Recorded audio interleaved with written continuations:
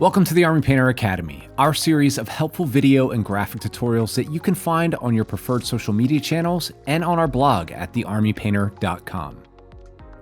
At the Army Painter, we have smart paint systems designed to help make painting easy, fun, and fast no matter your skill level or technique of choice.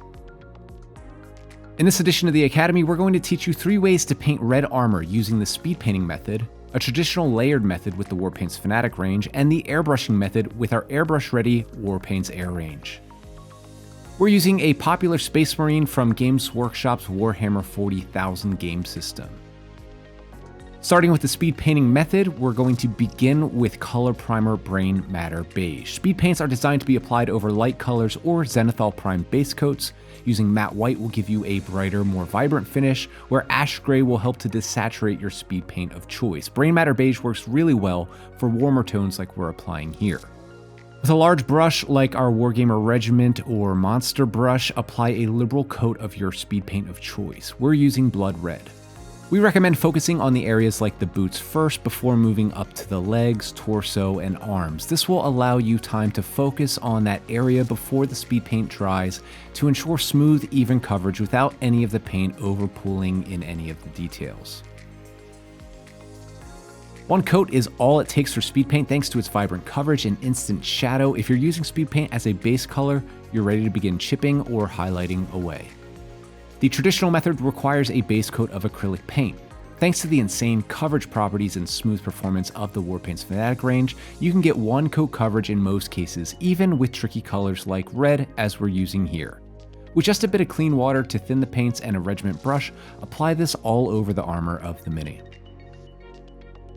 Once complete, you'll apply a shade to the model using dark red tone wash.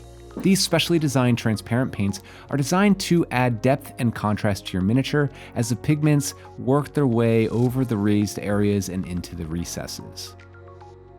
Once dry, the wash will slightly darken your base color a bit, so you're going to want to re-establish your base color of Basilisk Red on the armor, leaving the deeper pigments in the shadows. Just color inside the lines created by the wash. Warpaints Fanatic were developed in a clever, flexible color triad system, which makes it easy to add volume and detail to your miniatures as each color is designed to work in a progression. For example, we'll apply a layered highlight of Dragon Red to the raised areas and blend this towards where we want our highlights to be, towards the top panels of the armor. You can also use this color to apply your first edge highlights. We'll follow that up with a controlled edge highlight of Raging Rose, which we've thinned with a bit of our Warpaint stabilizer for additional control. Be as neat as you can here. In many cases, like the hard edges of the shoulder pauldron, you can actually use the edge of your brush to trace your highlight on very simply.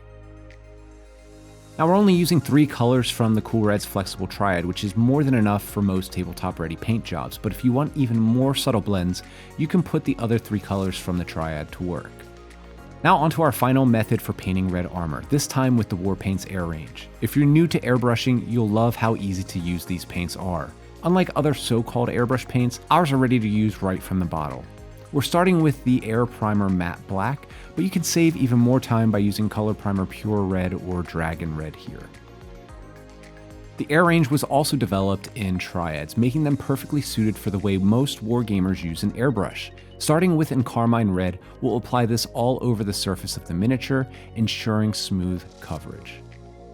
Next, we'll apply a highlight with Pure Red in a top-down zenithal fashion, leaving some of that in Carmine Red in the shadows.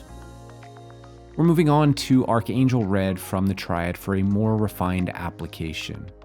You're going to want to focus this on only the uppermost areas.